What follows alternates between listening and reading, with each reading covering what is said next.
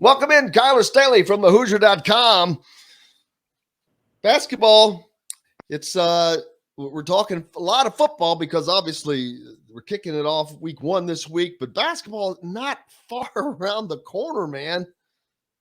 No, it's not. I mean, a lot of previews going on, with football and everything. But I mean, we're starting to take a look at, the upcoming season and the non-conference schedule coming up and, certain things like that. But I mean, basketball's still here. I mean, it's a year-round sport. It never truly ends, in my opinion. Oh no, not in this state. That's for damn sure.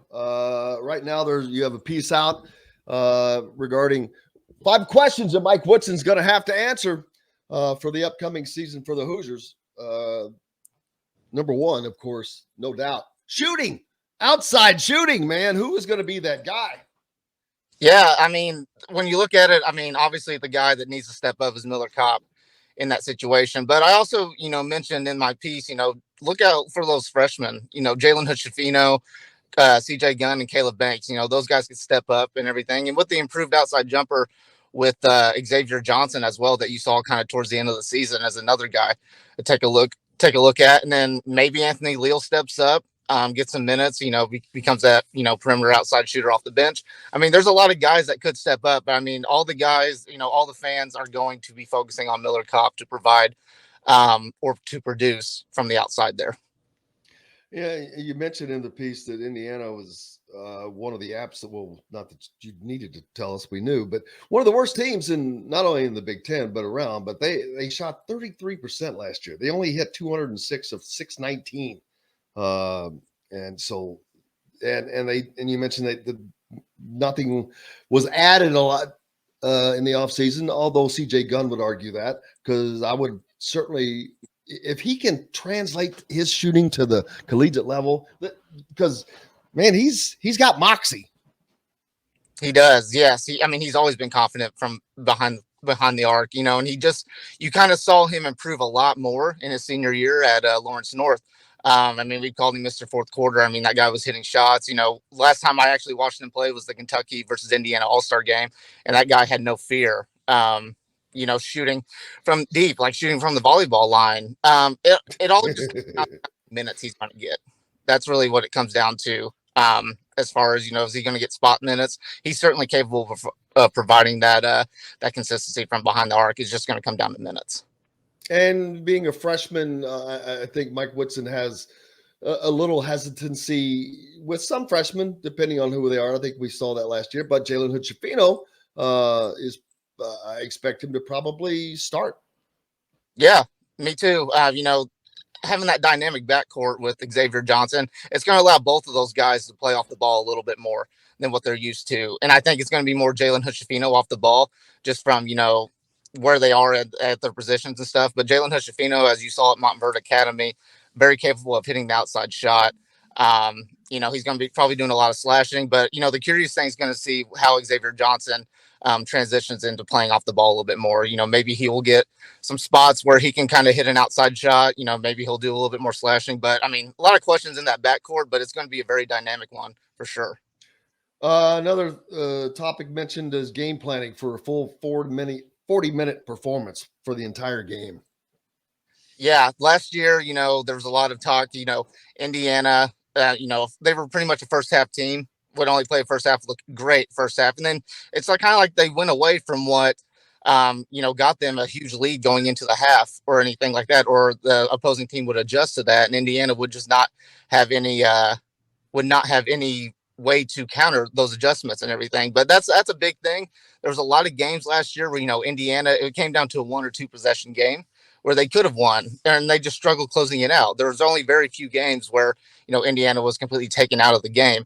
So that's something you got to kind of watch for. That could be, a coaching improvement as well, as I kind of mentioned in there. So I think they're going to adjust very, very well this upcoming season. They certainly have a lot more talent this year to use to increase his rotation without question. Last year he tried to do that, but the talent was not there. The talent is there now to increase that rotation, the numbers in that rotation. Yes, and it's going to come down to, how deep is Mike Woodson going to go at that, with his bench. I fully expect Trey Galloway to once again be in that closing lineup. He'll come off the bench. I don't think you'll see a whole lot of Miller Cobb, just depending on what they need at that certain point in time, closing out. Malik Renew is going to be another guy that you kind of watch out for that. Tamar Bates is expected to make a big jump this year. It'll be very, very curious to see how deep he goes in. I don't think Woodson wants to go as deep as what he had to last year. That's just kind of how his mindset. So I'm going to expect a consistent, probably 8 guys, in that rotation throughout the season. Also taking advantage of a loaded schedule. I don't know how you can take advantage of a loaded schedule. You have to. Hopefully they can get through that loaded schedule. But I know what you mean. But man, they are certainly taking a jump up. Talked earlier about who's going to Vegas. Speaking of, Vegas, obviously they're playing Arizona out in Vegas, but then a week later they play Kansas. You've got the game with Xavier, and of course the Big Ten ACC crossover with North Carolina. So all of these teams are quality ranked opponents. A departure from what Indiana has done in the last few years. Yeah, there's a lot of opportunity there for the Hoosiers to take advantage of that. When I look at it, there's 4 big games. There's Xavier, Arizona, Kansas, North Carolina, like you just mentioned. There's a lot of opportunity for them to get a few good wins heading into the Big Ten season where they don't have to rely on getting wins. I mean, obviously they do have to rely on getting Big Ten wins, but, they don't have that pressure of we have to win every single game to have a good conference or a good NCAA tournament resume. They have a chance to booster that resume before the conference play even starts, and that's something that they just haven't had the past few years for as long as I can remember. So I mean, I would expect when you look at it, they're not going to win all 4 games. It would be great if they did, but I mean, there's no reason why they can't go at least 2-2 when you look at those 4 games at least. What else is on? Yeah, I 3-1 would be. I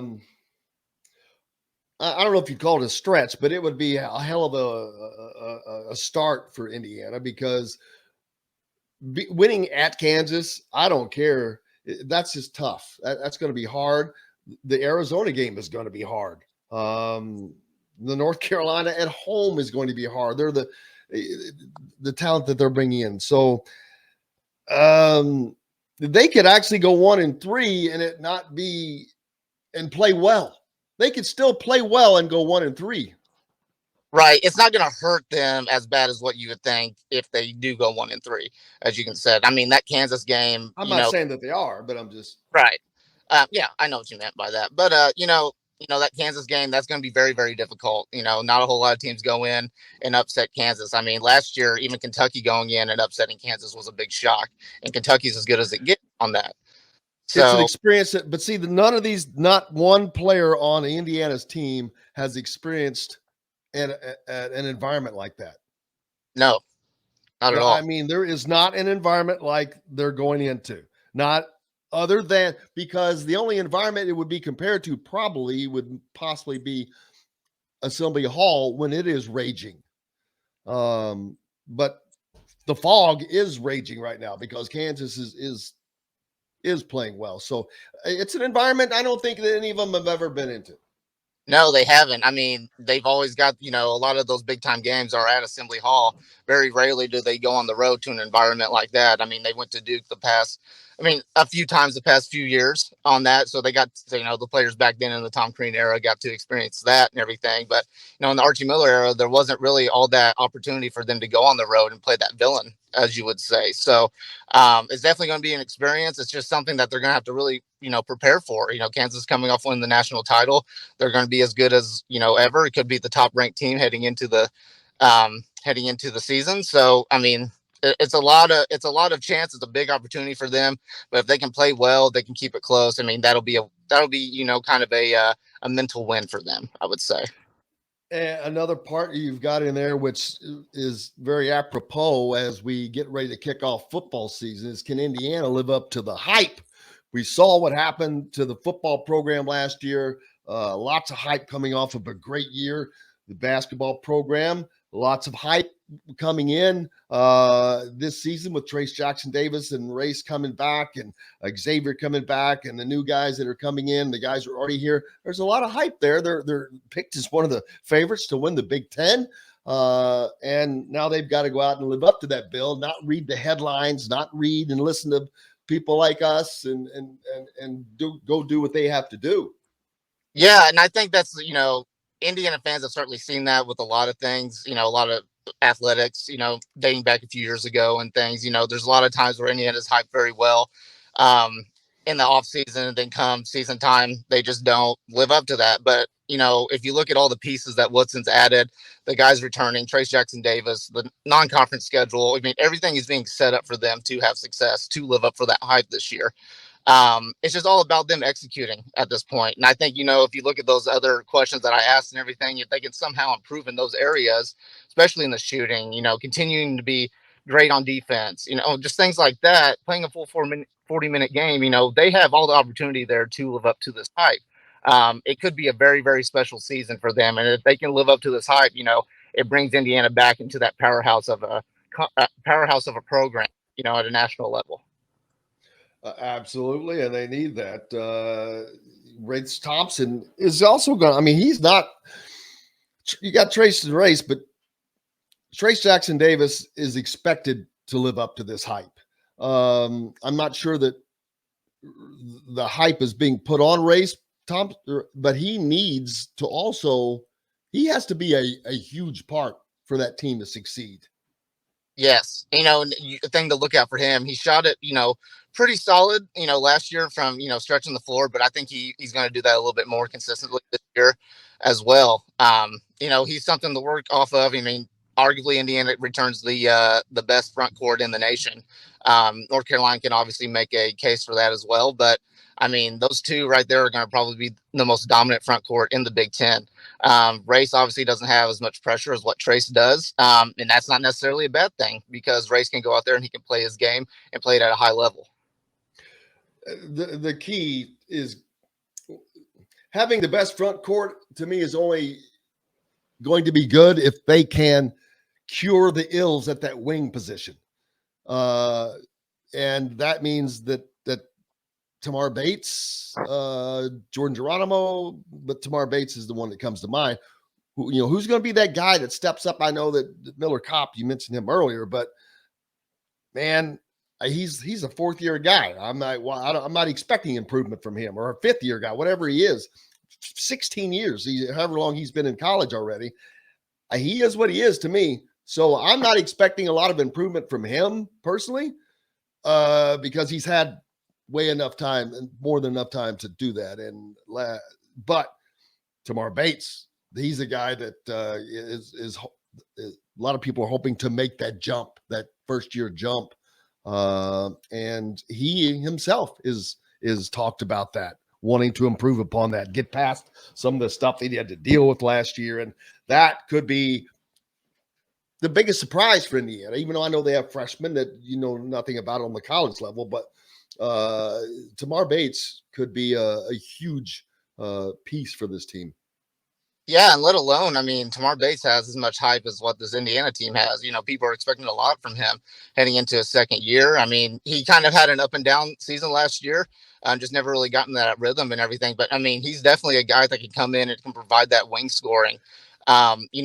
The opposing teams, the defenses, they're going to clog the paint a lot. They're going to be all over Race and Trace and everything, which last year you saw that. And, they would kick the ball out to Miller Kopp. He just wasn't hitting it consistently. And that's a must for Indiana. Like, they have to be able to have that guy that can hit that wide open jumper and do it at a consistent level. I mean, that's Indiana could be the same team as last year if they have that shooting struggles. It's very easy for them to do that. But, this year they have a more consistent wing presence. I mean, this team can go as far as what they can do. So, I mean, that's big for them. There's got to be guys that step up. Xavier Johnson, Jalen Hood-Schifino, those are two other guys that could easily step up as well from behind the arc. Anyone you expecting, or is there anyone you're expecting a jump from that is here? That is hard here. Is it Tamar? Is it Geronimo? Galloway's kind of coming off of injury, obviously. Yeah, I mean, I'm I'm expecting a big jump from Miller Cobb. I really am. I know a lot of talk is like it is what it is with him, but I think last year he took it so hard that he just wasn't able to come in and be that wing presence that Mike Woodson needed. I think he comes in and surprises a lot of people, as Forrest just said. Um, he's got to improve. He's a leader on the floor. He's a good teammate. But at the end of the day, you were brought in for one reason only, and that's to hit the outside shot. Indiana needs that for him. He has a lot of pressure this year, but I think he can live up to it. I think he's put in a lot of work in the offseason from what I've heard from who I've talked to. Um, he's got to improve. He's got to be a major piece for them this year.